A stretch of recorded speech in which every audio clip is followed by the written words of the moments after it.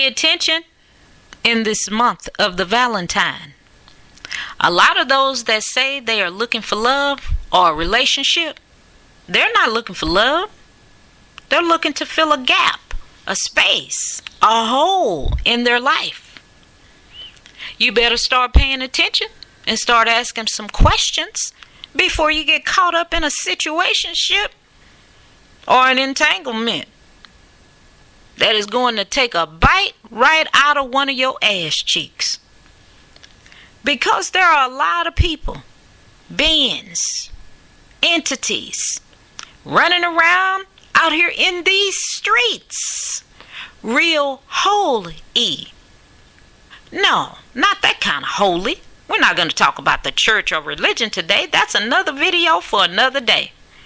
And no, not the holy either. You know those trashy, classy types? No, that's another video for another day too.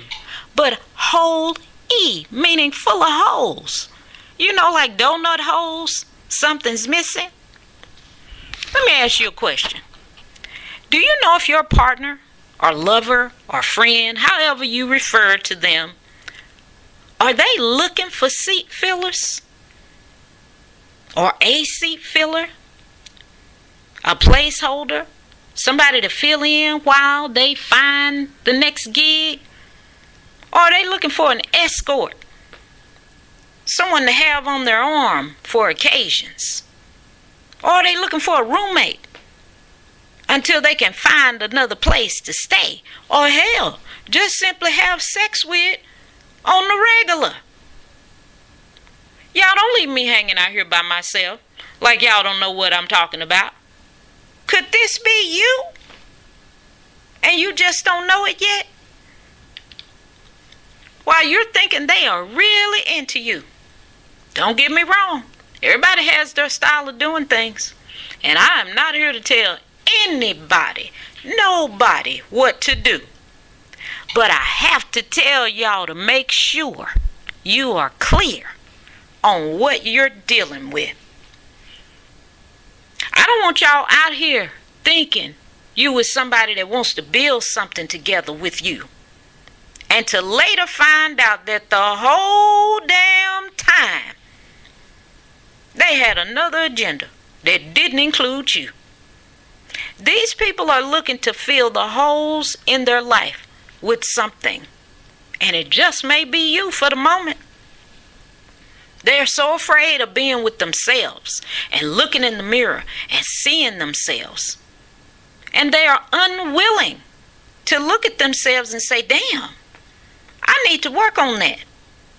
Or I don't like how that looks or how that feels. Or maybe consider I'm missing some information here. Or maybe I should probably take responsibility for my part in that situation. Or just sit down and realize I need to fix that. You know the shit you just keep stacking up on the shelf, under the bed, in the cabinet, in the garage of your mind. You know that shit you just refuse to address and take responsibility for? Now, this type of attitude is in non-sexual relationships too.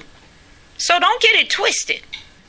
To the whole ones, may I say to you, instead of running around trying to fill spaces and places and holes with things that don't belong in those spaces, in those places, in those holes, stop looking outward to fill the holes, the gaps in your life.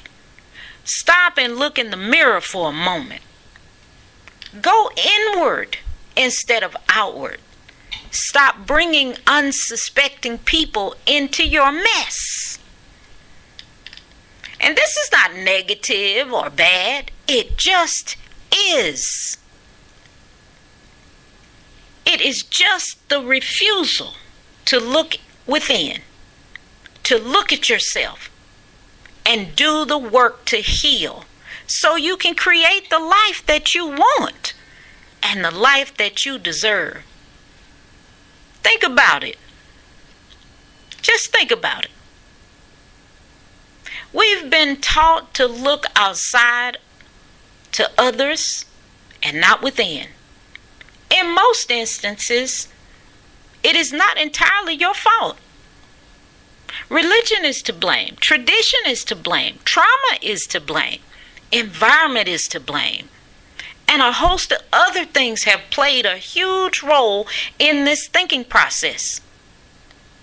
You've been taught to look outside of yourself for everything, from love, respect, protection, provisions, security, and the list goes on and on and on. But I'm going to pose a question to you today. How can someone who doesn't have something give it to someone else? Let me explain. If you don't love yourself, how can you love someone else? If you don't respect yourself, how can you respect someone else? The knowledge and skills are just not present. If you can't provide for yourself, how can you provide something for others? We have spent so much time. I should say we've wasted so much time looking outside of ourselves for someone, something outside of us to fix us, save us. But we never took the time to look within for healing.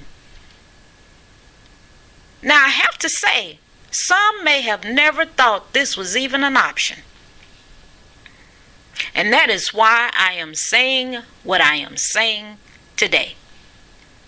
We have all the tools and resources we need to make it through this life, this journey on planet Earth. Everything that we need for this life on this journey in this earthly realm is already within us. But we've been steered away from it. We've been taught to look elsewhere. I say look within. If we were created in God's image, that's what the book says, then why are we walking around here acting like a waiter? First, I would suggest to you to start to know and understand yourself, who you, yourself is, and draw on the things that were placed inside of you when you were created. The most important thing in this life is to know thyself. The ancients knew this and left messages about it everywhere. If you know yourself, you know your strengths, you know your weaknesses, you know what your triggers are, you know what makes you happy, what makes you sad. You understand yourself. And if you know that, you can better protect yourself. And it makes it a lot more difficult for someone to use you against you and steal your wealth. Because there are beings or people who see your wealth, your gifts, your talents, your skills long before you ever know that you have them. And before you figure it out, they've taken all your shit and are down the road to the next gig. Oh, and they have a healthy, wealthy appetite for this type of work. So just know, you are not the only one. You see, looking outside of yourself for healing is you giving your power away. And in turn, your power is used to empower others to control you and steal your wealth. This gives them power to make you do what they want you to do for them and their benefit and not yours. There is no love there. As a matter of fact, this is a robbery in broad daylight, right in your face. Now put that tea bag in a cup of hot water and let it steep for a minute or two and see how that tastes to you. I think think some things will start to become crystal clear to you. But anyway, that's just food for thought.